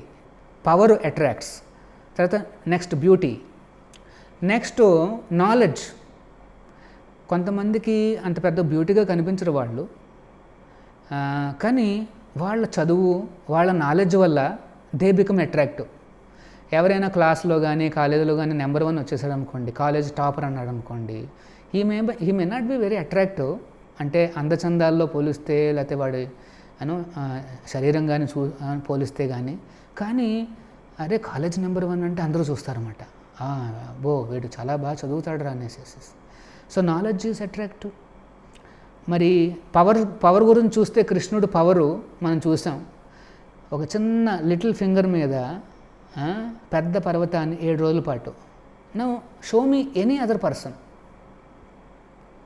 మనం ఇప్పుడు వరల్డ్ హిస్టరీ మనకంతా తెలుసు. Any other instance you show, no comparison. భగవంతుడు పవర్ మాట అది. అందుకని ఎంత అట్రాక్టివ్ కృష్ణుడు. 2 బ్యూటీ, కృష్ణుడు బ్యూటీ, ఏమంటారు సచిదానంద విగ్రహం అంటారు అన్నమాట. కృష్ణుడు అంత అందంగా కనిపిస్తాడు. నా తర్వాత నాలెడ్జ్. కృష్ణుడి యొక్క భగవద్గీత ఇప్పటికీ అట్రాక్టివ్. ఎంతమంది చదువుతున్నారు? పెద్ద పెద్ద సైంటిస్టులు, పెద్ద పెద్ద పొలిటీషియన్స్ ఎంతమంది చదువుతున్నారు? అట్రాక్టివ్. ఆ తర్వాత ఏమంటారు బ్యూటీ, రిచెస్. బాగా ధనికుడు అయితే అది కూడా అట్రాక్షన్. అంటే జస్ట్ ఎగ్జాంపుల్ చెప్తున్నాను. రిలయన్స్ వాడు ఎవరైనా ఆ పెద్ద ఎవడో వస్తున్నాడని అనగానే వెంటనే కొద్దిగా మనకి అబో వరల్డ్స్ అంటే ఏషియాలోని రిచెస్ట్ పర్సను అనేసి. అంటే అఫ్కోర్స్ ఈ కరోనా వైరస్ వల్ల కొద్దిగా డబ్బులు పోయినాయి అనుకోండి. సో అంటే మనం ధనికులు అనుకుంటున్నాం, కానీ అది ఎప్పుడు వస్తుందో ఎప్పుడు పోతుందో తెలియదు అక్కడ. కానీ కృష్ణుడు హీఈస్ యాక్చువల్లీ ద ఓనర్, సర్వలోక మహేశ్వరం. భగవంతుడే సృష్టించింది ఇదంతా. ఈ మొత్తం ప్రాపర్టీ అంతా ఆయనదే. Nobody can claim. మన అందరం కూడా చిన్న చిన్న పోర్షన్లు క్లెయిమ్ చేయగలం, ఏమని నాదిది అనేసి. But God can claim everything. అంతా ఆయనకే చెందుతుంది అనేసి. మనం నగ్నంగా వస్తాం, నగ్నంగా పోతాం, కానీ భగవంతుడు సృష్టించిన ఈ సృష్టి మాత్రం ఆయన దగ్గరే ఉంటుందన్నమాట. ఇది రిచెస్. అలాగా రెనౌన్సియేషన్ అని కూడా ఇంకొకటి ఉంది, అపులెన్స్. అంటే రెనౌన్సియేషన్ అంటే ఎవరైనా ఇలాగా ప్రపంచాన్ని అంటే రెగ్యులర్గా ప్రపంచ సుఖాలను వదిలిపెట్టి రెనౌన్సియేషన్ వైపుకి వస్తే వాళ్ళు కూడా అట్రాక్టివ్గా కనిపిస్తారు. ఇప్పుడు ఉదాహరణకి సాఫ్రాన్ వేసుకుని బాగా అంటే కాస్త మంచిగా ఫాలో అవుతున్న ఏదైనా సాధువుని మనం చూస్తే వెంటనే ఎవరైనా ఒక సాఫ్రాన్లో చూస్తే వెంటనే మనం చూస్తామన్నమాట. ఎందుకు? అది కూడా అట్రాక్టివ్. కానీ భగవంతుడు ఆయన రెనౌన్సియేషన్ ఫుల్లీ అట్రాక్టివ్. నరనారాయణ ఋషి రూపంలో కానీ లేకపోతే వామన రూపంలో కానీ చాలా రూపాల్లో భగవంతుడు తన రెనౌన్సియేషన్ ప్రదర్శిస్తాడు. రాముల వారిని చూడండి, రామచంద్రుడు నెక్స్ట్ డే ఎంపరర్ కాబోతున్నాడు. మొత్తం ప్రపంచానికే ఎంపరర్, అయోధ్య రాజు. అయినప్పటికీ తండ్రి పిలిచి, కాదు నాయనా నువ్వు అడవులకు వెళ్ళు అనగానే వెంటనే ఇదంతా వదిలిపెట్టేసి వెళ్ళిపోతాడు. చెప్పండి, ఎవరు చేయగలుగుతుంది? ఇప్పుడు నేను రేపు ప్రైమ్ మినిస్టర్ సీట్లో నేను కూర్చోవాలనుకోండి, ఈరోజు నాకు కాదంటే గుండె నొప్పి వచ్చేస్తుంది, హార్ట్ అటాక్ వచ్చేస్తుంది. అట్లా అన్నమాట. సో భగవంతుడు ఆ రామచంద్రుని అందుకనే ఇప్పటికీ కీర్తిస్తున్నాం. Is all attractive. సో ఈ అపిలెన్సెస్ వల్ల అందుకనే భగవాన్ అంటే భగవంతుడు అంటే ఏంటి అర్థం అంటే అంటే అపిలెన్సెస్ మాట, సంపదలు. ఈ 6 షడైశ్వర్యాలు మాట, ఐశ్వర్యాలు అన్నీ. షడైశ్వర్య పూర్ణుడు అంటే పూర్తిగా అన్లిమిటెడ్ క్వాంటిటీస్లో ఉన్న ఆ భగవంతుడు ఆ వివిధ రూపాల్లో చాలా అట్రాక్టివ్గా ఉంటాడన్నమాట భక్తులకి. కొంతమందికి కృష్ణుడు, కొంతమందికి రాముడు. ఆ అపులెన్సెస్ అట్రాక్టివ్గా కనిపిస్తాయి. అందుకనే ప్రేమపూర్విత సేవలు చేస్తారన్నమాట. ఇది ఆ కృష్ణ అన్న పదం వెనకాల అర్థం మాట.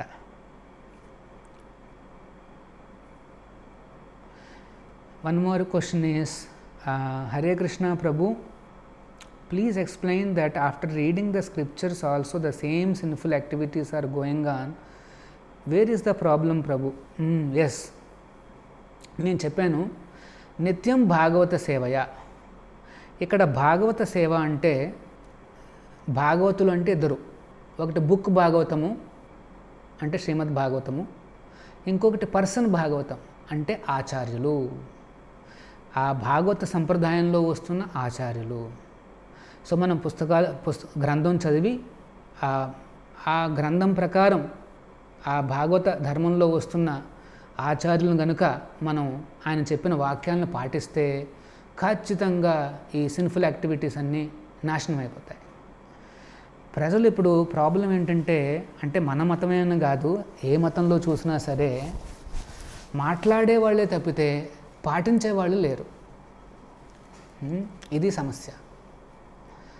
పాటించే వాళ్ళే లేరు. అందుకనే ఆచార్యుల వారు ఎప్పుడూ కూడా ఎలా పాటించాలి అని నొక్కి చెప్తుంటారు అన్నమాట. ఈ హరే కృష్ణ మూమెంట్లో కూడా అందరినీ పాటించమంటాం. చాంట్ హరే కృష్ణ, ఈ హరే కృష్ణ మంత్రాన్ని చెప్పు, తర్వాత కొన్ని నియమాలు ఉన్నాయా పాటించు అని మేము చెప్తుంటాం అన్నమాట. ఆ నియమాలను పాటిస్తూ ఆ చాంటింగ్ చేస్తే ఖచ్చితంగా మనిషిలో మార్పులు ఖచ్చితంగా వస్తాయి. మా ఎక్స్పీరియన్స్, ఓన్ ఎక్స్పీరియన్స్, వేలాది మందిని చూసాం. అందుకనే ప్రభుపాదుల వారు అమెరికాకి వెళ్ళి అక్కడ వాళ్ళందరినీ చక్కటి వైష్ణవుల కింద సనాతన ధర్మంలోకి తీసుకొస్తే అందరూ ఆశ్చర్యపోయారు. ఇది సాధ్యమా అనుకున్నారు. ఎన్నో రకాల దురలవాట్లు ఉంటాయి ఆ పాశ్చాత్య దేశస్తుల్లో.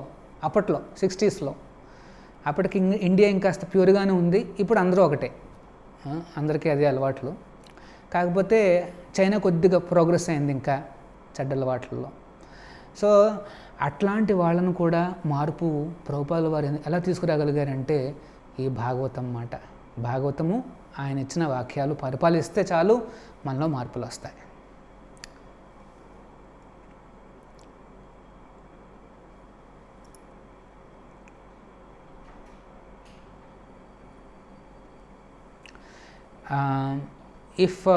When everything is created by Lord Krishna, why the difference in nature of people, I mean good and bad, like Indian or Chinese or whatever? Yes, it's a good question. ఇప్పుడు మనం వర్షాలు పడుతుంటాయి, అప్పుడప్పుడు మనం వర్షాకాలంలో చూస్తుంటాం, వర్షాలు పడతాయి. వర్షాలు పడ్డప్పుడు టమాటా ఉంది కదా, అది టమాటాలు ఇస్తుంది. మ్యాంగో ట్రీ ఉందనుకోండి, అది మ్యాంగోలు ఇస్తుంది. ఇంకొకటి ఉంది క్యాక్టస్ అనేసి, అంటే అది ఎడారిలో పెరుగుతుంటాయి చూడండి, అది ముళ్ళుగా ఉంటాయి, ముళ్ళ కంపలు ఉంటాయి, అవి కూడా పెరుగుతాయి. ఇప్పుడు వర్షం ఒకటే, వృక్షాలు కూడా అంతా ఒకే జాతి వృక్ష జాతి. కానీ ఒకటేమో టమాటా ఇస్తుంది, ఒకటేమో మ్యాంగో ఇస్తుంది, ఒకటేమో ముళ్ళు ఇస్తుంది.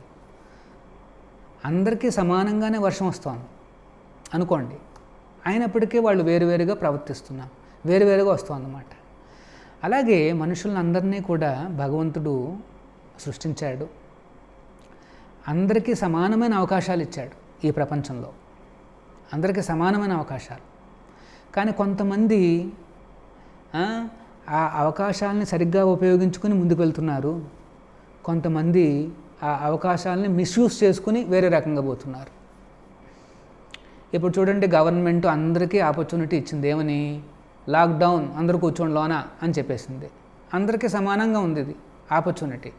కానీ కొంతమంది లోనే కూర్చుని చక్కగా ఇట్లాంటి క్లాసులో ఇట్లాంటి ఏదో వ్యాపకాలు పెట్టుకుంటారు. కొంతమంది అనేసి బయటకు వెళ్ళిపోతారు. ఎందుకు?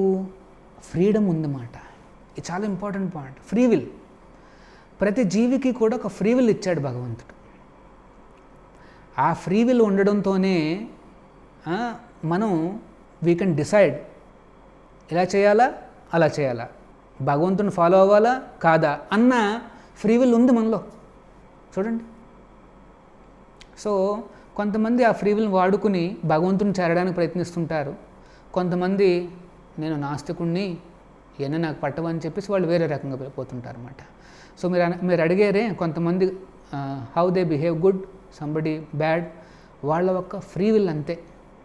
వాళ్ళ తనకిచ్చిన స్వతంత్రాన్ని మిస్యూజ్ చేసుకుంటున్నారు.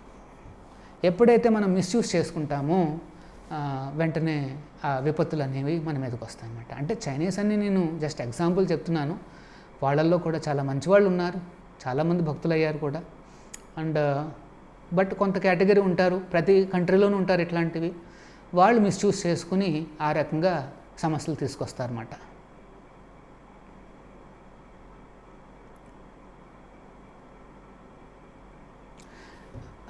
Can we also chant Hare Krishna Mahamantra during afternoon also Prabhuji? Yes, Hare Krishna అనేది మనం రోజంతా కూడా చేయొచ్చు. తత్రార్పిత నియమిత నా స్మరణైన కాల.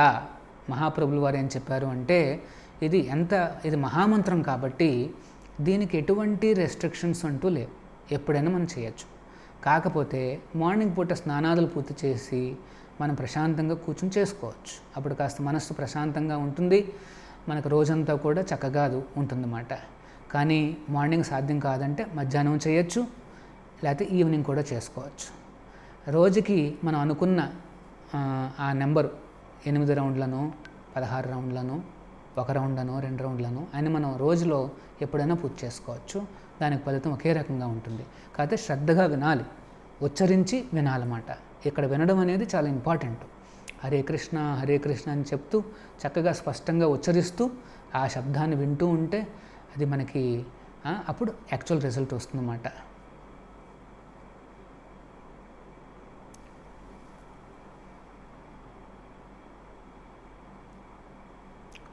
Hare Krishna Prabhu, when the ultimate goal of scriptures is Hare Krishna mantra, then why to read all scriptures again? Yes, it's a good question. Scriptures అన్నిటినీ కూడా మనం చూస్తే అల్టిమేట్గా ఏం చెప్తున్నాయి అంటే భగవంతుడితో సంబంధాన్ని మళ్ళీ మనం పునరుద్ధరించుకోవాలి, ఆయన దగ్గరికి చేరాలి అనేసి.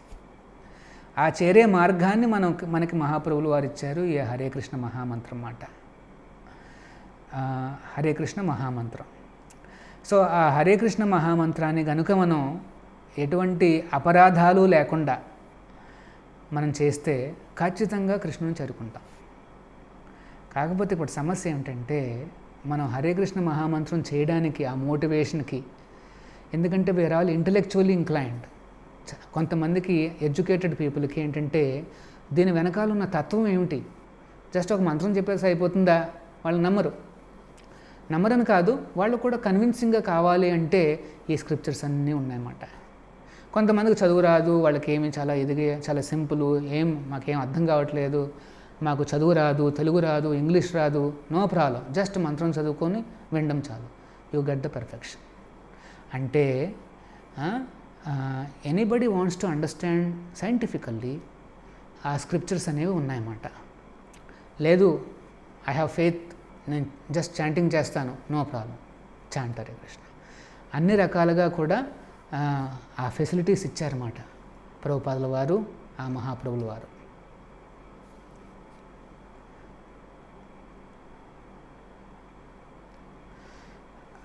One more is Hare Krishna Prabhu, why the 18 Puranas are divided as per Trigunas? ఎందుకంటే ఈ ప్రపంచంలో 3 గుణాలు ఉన్నాయి, సత్వగుణము, రజోగుణము, తమోగుణము. అండ్ 3 గుణాలు ఉన్నాయి కాబట్టి ఆ 3 రకాల గుణాల ప్రభావితులైన వాళ్ళు కూడా ఉంటారన్నమాట. అంటే చాలామంది తమోగుణంలో ఉంటారు, చాలామంది రజోగుణంలో ఉంటారు, చాలామంది సత్వగుణంలో కూడా ఉండే అవకాశం ఉంది. అఫ్కోర్స్ కలియుగంలో సత్వగుణంలో ఉండేవారు చాలా తక్కువ. జనరల్గా ఏంటంటే ఒక్క గుణంలో అంటూ ఉండరు, కాంబినేషన్లో ఉంటారన్నమాట. అంటే రజోగుణం, తమోగుణ, సత్వరజ అలా కాంబినేషన్స్లో ఉంటారు జనాలందరూ కూడా. మరి ఈ గుణాలలో ఉన్న వాళ్ళని ఎలివేట్ చేయాలి అంటే వాళ్ళకి అట్రాక్టివ్గా కనిపించే ఇన్సిడెంట్సు, అట్రాక్టివ్గా కనిపించే హిస్టారికల్ ఈవెంట్సు కంపైల్ చేసి ఆ గుణాలకు అనుగుణంగా ఆ పురాణాలు ఇచ్చారన్నమాట. ఇప్పుడు చైనీస్ వాళ్ళు ఉన్నారనుకోండి, అంటే జస్ట్ మళ్ళీ ఎగ్జాంపుల్ చెప్తున్నాను, వాళ్ళ మీద నాకేం కోపం లేదు. సో వాళ్ళు ఉన్నారనుకోండి, ఇప్పుడు నేను ఒక పుస్తకం రాశాను, ఏమిటి నాయన ఈ రకంగా నువ్వు బ్యాట్స్ అంటే గబ్బిడాలు తినచ్చు, ఈ రకంగా పాములు తినచ్చు, ఇట్లా చేస్తే నువ్వు అట్లా నీకు ఇంకా పైకి వచ్చే అవకాశాలు ఉన్నాయని నేను రాశాను అనుకోండి పుస్తకం. ఆ పుస్తకం లక్షలాది మంది చదువుతారు అన్నమాట, ఎందుకంటే వాడికి అట్రాక్టివ్గా ఉంది. సో ఒక్కొక్క గుణంలో వాళ్ళకి ఒక్కొక్క రకంగా అట్రాక్టివ్గా ఉంటాయన్నమాట. అందుకనే 6 పురాణాలు ఇలా తమో గుణంలో ఉన్న వాళ్ళకి అట్రాక్టివ్గా కనిపించే విధంగా రాస్తాడు వ్యాసదేవుడు. ఎందుకు అల్టిమేట్గా ఏమేంటంటే అందరినీ కూడా ఎలివేట్ చేసి చివరికి ఆ భగవంతుడి ధామానికి తీసుకురావడమే ఈ శాస్త్రాలు, ఆచార్యులు, ఈ టెంపుల్స్ వీటన్నిటి వెనకాల ఇదే మాట గోల్. ఏంటి నాయన, ఈ ప్రపంచం మనకి పర్మనెంట్ ప్రపంచం కాదు, ఇది తాత్కాలికంగా ఉండేది, దుఃఖాలయం, అశాశ్వతం. అందుకనే ఇక్కడ మనం సెటిల్ కావడానికి ప్రయత్నించడంలో ఎటువంటి ఏమంటారు అది దానికి మనకి దెర్ ఇస్ నో సెన్స్. అందుకనే మన పర్మనెంట్ ధామానికి, శాశ్వత ధామానికి మనం వెళ్దాము. ఆ కృష్ణ సేవలో, ఆ భగవంతుడి సేవలో మనం నిమగ్నం అవుదాము అని ఎంకరేజ్ చేయడానికే ఈ మొత్తం హోల్ సిస్టమ్ మాట ఇది. భగవంతుడు ఇచ్చిన సిస్టమ్, సంప్రదాయాలు, గ్రంథాలు, ఆచార్యులు, సంస్థలు ఇవన్నీ కూడా ప్రజలందరికీ ఆ భగవంతుడి గురించి చెప్పడానికి మాట.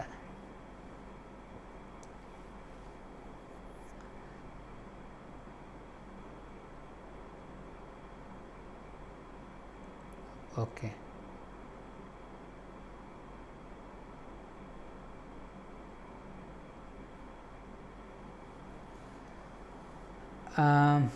what is the definition of Deva? Is Deva one or many? Do we have 33 crore Devas? Also, difference between Deva and Paramatma, please clarify. ఇక్కడ దేవ అంటే దేవత, దేవుడు అని మనం అన్నప్పుడు దాని మీనింగ్ ఏంటంటే కంట్రోలరు అని అర్థం అన్నమాట. ఎంత కంట్రోలింగ్ పవర్ ఉంది అది వేరే విషయం, కానీ ఈజ్ అ కంట్రోలర్. పర్టికులర్గా దేవత అంటే దేవుడు అంటే యూనివర్సల్ కంట్రోలర్ అన్నమాట. మొత్తం విశ్వానికే కంట్రోల్ చేసే శక్తి. మరి ఎంతమంది ఉన్నారు అట్లాంటి వాళ్ళు? మీరు అన్నట్టు 33 crore, అప్పుడప్పుడు 3 కోటి అని చెప్తారు, కానీ కొన్ని శాస్త్రాల్లో 33 కోట్లని కూడా చెప్తారు. సో అంతమంది కంట్రోలర్స్ ఉన్నారన్నమాట. వేరు వేరు డిపార్ట్మెంట్స్ అన్నీ కంట్రోల్ చేస్తూ ఉన్నారు వాళ్ళు, డిపార్ట్మెంటల్ కంట్రోలర్స్. కానీ వాళ్ళని ఆ డిపార్ట్మెంట్లో అపాయింట్ చేసేది ఎవరు? ఆయనే పరమాత్ముడు, కృష్ణ పరమాత్మ, నారాయణ, విష్ణు, ఆయనే పరమాత్ముడు అన్నమాట. So there is one supreme lord and many assistants. వాళ్ళందరినీ కూడా దేవతలు అంటారన్నమాట. చాలామంది ఏమనుకుంటారంటే హిందూయిజంలో భక్తుల కంటే దేవుళ్ళు ఎక్కువ అనుకుంటారు. అది కరెక్ట్ కాదు. దేవుడు ఒకడే, సుప్రీం పర్సనాలిటీ ఇస్ ఒకటే. సుప్రీం అంటే ఒకళ్ళే ఉంటారు, అది మనం అర్థం చేసుకోవాలి. ఇంగ్లీష్లో, తెలుగులో మనం ఏదైనా సరే సుప్రీం అంటే ఎప్పుడు ఒకడే ఉంటాడు. ప్రైమ్ మినిస్టర్ అంటే ఒకడే ఉంటాడు, ప్రెసిడెంట్ అంటే ఒకడే ఉంటాడు. అట్లా మినిస్టర్స్ చాలామంది ఉంటారు, వాళ్ళ కింద ఐఏఎస్లు ఇంకా ఎక్కువ ఉంటారు, ఐపీఎస్లు, ఐఎఫ్ఎస్లు చాలామంది. మినిస్టర్స్ వరకే చూసామనుకోండి 50 70 అంటాం.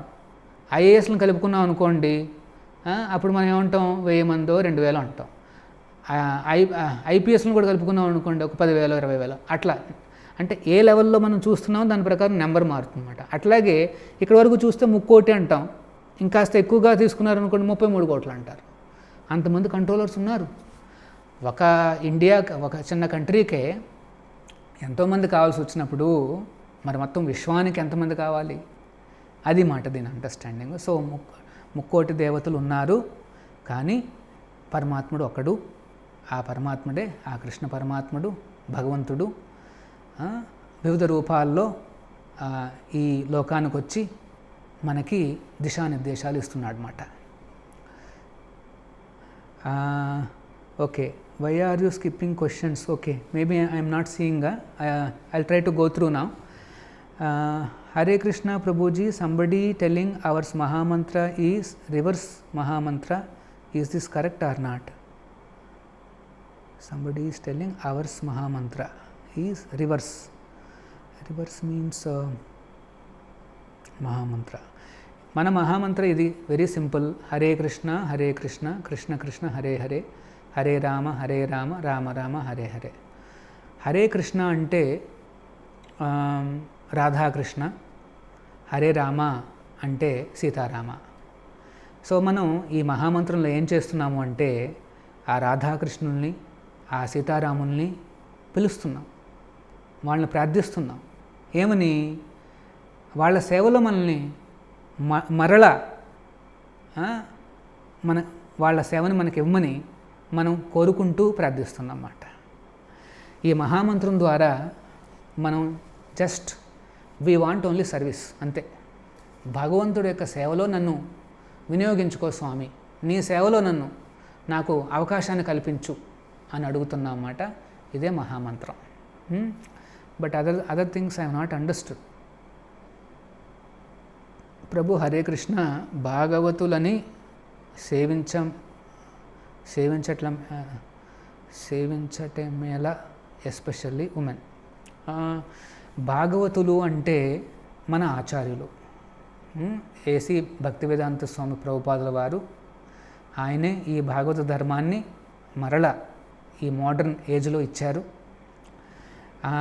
ఆ భాగవతులను మనం సేవ చేసుకుంటే, అంటే ప్రభుపాదుల వారి యొక్క సేవని ఎవరైనా చేసుకోవచ్చు. మగవాళ్ళు, ఆడవాళ్ళు, పిల్లలు, పెద్దలు అందరూ కూడా ఆ భాగవతుల సేవలో తరించవచ్చు. దానికి ఫస్ట్ ఇనిషియల్ సేవ ఏమిటంటే ఈ హరే కృష్ణ మహామంత్రం చెబుతూ ఆ భగవంతుడికి సేవ చేస్తే భాగవతులు కూడా వాళ్ళ సేవ పూర్తవుతుందన్నమాట. చూడండి, భాగవతులు ఎప్పుడూ కూడా భగవంతుడిని కొలవమనే చెప్తుంటారు, మనం ఆయన్నే వేడుకోమని చెప్తుంటారు. భాగవతులు ఎప్పుడూ కూడా వాళ్ళని ముందుకు తోసుకుని భగవంతుని వెనక పెట్టరు, కృష్ణుడినే ముందు పెడతారు, వాళ్ళు వెనక నుంచుంటారు. అది నిజమైన భాగవతులు మాట. ప్రపంచానికి హరే కృష్ణ తెలుసు, కానీ ప్రభుపాదుల వారు తెలియదు, ఆచార్యుల వారు తెలియదు, ఎవరు వినలేదు ఆ పేరు. ఎందుకంటే ప్రభుపాదుల వారు ఎప్పుడూ కూడా కృష్ణ కృష్ణ కృష్ణ, నువ్వు కృష్ణుని కొలువు, నేను కృష్ణుని కొలుస్తాను, అదే చెప్తున్నాడు అనమాట. ఆయన చేసి చూపించాడు, మనందరినీ చేయిస్తున్నాడు అనమాట. సో మీరు హరే కృష్ణ మహామంత్రాన్ని మొదలుపెట్టండి, తద్వారా నెమ్మదిగా భాగవతుల సేవ మొదలవుతుందన్నమాట.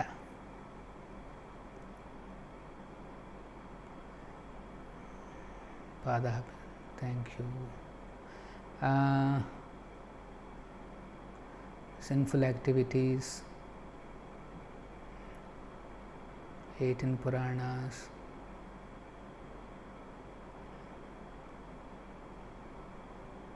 please explain the order.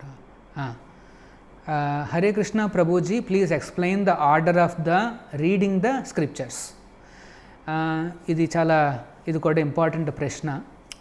శ్రీమద్ భాగవతాన్ని చదివే ముందర భగవద్గీత చదివితే మీకు ఇంకాస్త బాగా అర్థమవుతుంది. ఎందుకంటే భాగవతంలో చాలా చోట్ల భగవద్గీత నుండి శ్లోకాలు కోట్ చేస్తారన్నమాట ప్రభుపాదుల వారు. సో ఫస్ట్ భగవద్గీత, తర్వాత భాగవతం చదివితే అది చాలా బాగుంటుంది. అయినప్పటికీ మీరు భక్తిగా భాగవతాన్ని చదువుకున్నా చాలు, ఫస్ట్ 2 క్యాంటోస్లో అన్నీ ఎక్స్ప్లెయిన్ చేస్తారు ప్రభుపాదుల వారు, ఆ రకంగా మీరు నేర్చుకోవచ్చు. సో ఫస్ట్ భగవద్గీత, తర్వాత భాగవతం మనం చేసుకోవాలి.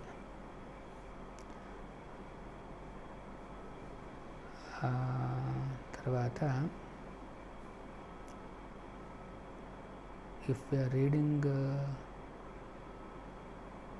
లోక కళ్యాణం, ఎస్, పోతనాదేవి, చంద్రమౌళి,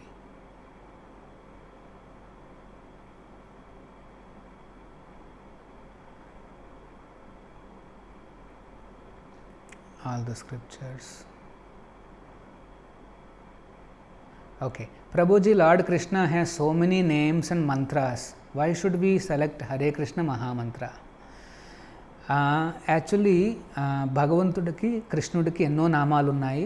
నరసింహ, నారాయణ, వాసుదేవ, సంకర్షణ, ప్రద్యుమ్న, అనిరుద్ధ, ఎన్నో పేర్లు ఉన్నాయి. ఏ పేరన్నా మనం చెప్పచ్చు. ఈ కలియుగంలో ఏ పేరన్నా సరే భగవంతుడిది చాలా పవర్ఫుల్ అన్నమాట. సో నామ్నామకారి బహుదా నిజ సర్వశక్తి, మహాప్రభులు వారు ఏమన్నారంటే నామ్నామకారి బహుదా, భగవంతుడికి చాలా బహుదా చాలా పేర్లు ఉన్నాయి. సో అది కరెక్టే, చాలా పేర్లు ఉన్నాయి స్వామికి, ఏ పేరన్నా చెప్పచ్చు. నామ్నామకారి బహుదా నిజ సర్వశక్తి, ఆ ప్రతి పేరులో కూడా సర్వశక్తులు ఉన్నాయి, భగవంతుడి యొక్క శక్తులన్నీ ఉన్నాయి. తత్రార్పిత నియమిత, ఆ నామాలు చెప్పడానికి కూడా ఎటువంటి రూల్స్ రెగ్యులేషన్స్ లేదు, ఎప్పుడైనా చెప్పచ్చు. ఇన్ఫ్యాక్ట్ రోజంతా మీరు చెప్పుకుంటూ ఉండండి నారాయణ నారాయణ రామ. కొంతమంది లేచేటప్పుడు రామ అంటారు, కూర్చుంటే రామ అంటారు. కొంతమంది చెక్ సైన్ చేస్తున్నప్పుడు రామ అంటారు, కృష్ణ అంటారు. అట్లా ప్రతిరోజు చెప్పచ్చు. కానీ ఇప్పుడు మనం ఒక షాప్కి వెళ్ళామనుకోండి, మందుల షాప్కి వెళ్ళామనుకోండి, వెళ్ళినప్పుడు అన్ని మెడిసిన్సే. కానీ ఏ మెడిసిన్ తీసుకుంటాం మనం? మనకున్న జబ్బు ప్రకారం. అట్లాగే భగవంతుడి నామాలన్నీ కూడా పవర్ఫుల్. ఏ నామం చెప్పినా మనకు ఫలితం వస్తుంది. కానీ మనందరికీ ఒక స్పెసిఫిక్ డిసీజ్ ఉందన్నమాట ఈ కలికాలంలో. అందుకని ఆచార్యుల వారు రికమెండ్ చేసింది ఏంటంటే, ఆచార్యుల వారు అంటే ఆయన ఫిజిషియన్ అనమాట, డాక్టర్ లాంటి ఆయన అనమాట. ఆయన ఏం చెప్తున్నారంటే, ఈ హరే కృష్ణ 1600 అని పెట్టేశారన్నమాట ప్రభుపాదుల వారు. అంటే ఏంటి? 16 మాలలు చేయండి అని. ఇప్పుడు బయట డాక్టర్ కూడా రాస్తాడు కదా, 101 లేదా 100 అనేసి, అంటే మార్నింగ్ పూట ఒక ట్యాబ్లెట్ తీసుకోమని. అట్లాగే ప్రభుపాదుల వారు ఏం రాశారంటే, మన డిసీజెస్కి ఆచార్యుల వారు ఇచ్చింది ఏంటంటే, హరే కృష్ణ మహామంత్రం రాసి, నాయన ఇది చెప్పండి. ఎన్నిసార్లు చెప్పాలి? 16:00 మార్నింగ్ పూట 16 చేయండి. ఒకవేళ కాకపోతే మధ్యాహ్నం పూట చేయండి, కాకపోతే ఈవినింగ్ పూట చేయండి.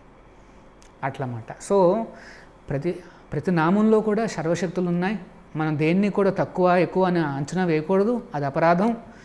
భగవంతుడి యొక్క నామాలన్నీ శక్తివంతమైనవి. కానీ మన మంచి కోసము ఒక స్పెసిఫిక్ కాంబినేషన్ని ఆచార్యుల వారు శాస్త్రోక్తంగా ఇచ్చారన్నమాట మహాప్రభులు వారు. ఈ మహామంత్రం కూడా పురాణాల్లోనూ ఉపనిషత్తుల్లోనూ ఉన్నాయి, అథర్వవేదంలో కూడా ఉంది ఇది.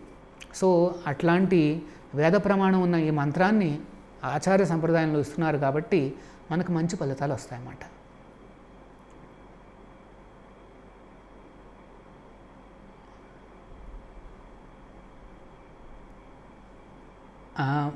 One more is Hare Krishna Prabhu, can you please explain why we should chant Hare Krishna Mahamantra outside only, why not inside?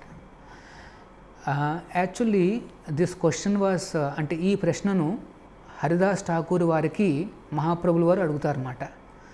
మహాప్రభుల వారు అడుగుతారు హరిదాస్ ఠాకూర్కి ఏమని, మహామంత్రాన్ని బయటికి ఎందుకు చెప్పాలి అనేసి. సో దానికి హరిదాస్ ఠాకూర్ వారు ఏమంటారు అంటే, ఇది బయటికి చెప్పి వినడం వల్ల మనకి మంచి జరగడమే కాకుండా, ఈ శబ్దాన్ని విన్న క్రిమి కీటకాలకు లేకపోతే వేరే మనుషులకు, ఆ పక్కనున్న జంతు రాశులకు అందరికీ కూడా బెనిఫిట్ వస్తుందని చెప్తున్నారు ఆయన. మనం చాంటింగ్ చేస్తే వాళ్ళకు కూడా బెనిఫిట్ వస్తుంది. అది మాట ఇక్కడ గొప్పతనం. రెండోది ఏంటంటే, ఇనీషియల్ స్టేజెస్లో మైండ్ కాస్త అటు ఇటు పోతూ ఉంటుంది. దీన్ని నియంత్రించాలి అంటే బయటికి చెప్పి వినాలి. లోన చెప్పడానికి మైండ్ కాస్త నిర్మలంగా ఉండాలన్నమాట. అందుకనే గాయత్రి మంత్రం ఉంది చూశారు, అది లోన చెప్పే మంత్రం. సో మేమేం రికమెండ్ చేస్తామంటే, ఫస్ట్ హరే కృష్ణ మహామంత్రాన్ని గట్టిగా చెప్పి మనస్సును కంట్రోల్ చేసుకోండి. అది అయిన తర్వాత అది బాగా మనస్సు కంట్రోల్ అయితే అప్పుడు గురువుగారు రెండవ దీక్ష ఇస్తారన్నమాట. ఫస్ట్ దీక్ష దేనికి? హరినామ దీక్ష. అంటే ఈ హరే కృష్ణ మహామంత్రాన్ని చెప్తారు. అది చాంటింగ్ చేసిన తర్వాత రెండో దీక్ష ఇస్తారు. అప్పుడు మాకు గాయత్రి మంత్రాలు ఇస్తాం. మేము కూడా గాయత్రి చేస్తాం. దాన్ని మనసులో చేసుకుంటాం అన్నమాట. గాయత్రి మనసులో చేసుకోవాలి, హరే కృష్ణ మహామంత్రం పైకి చెప్పాలి. పైకి చెప్పడం వల్ల మనకే కాదు, మొత్తం సర్వలోకానికి కూడా మంచిది. ఇది మాట దాని వెనకాల రహస్యం.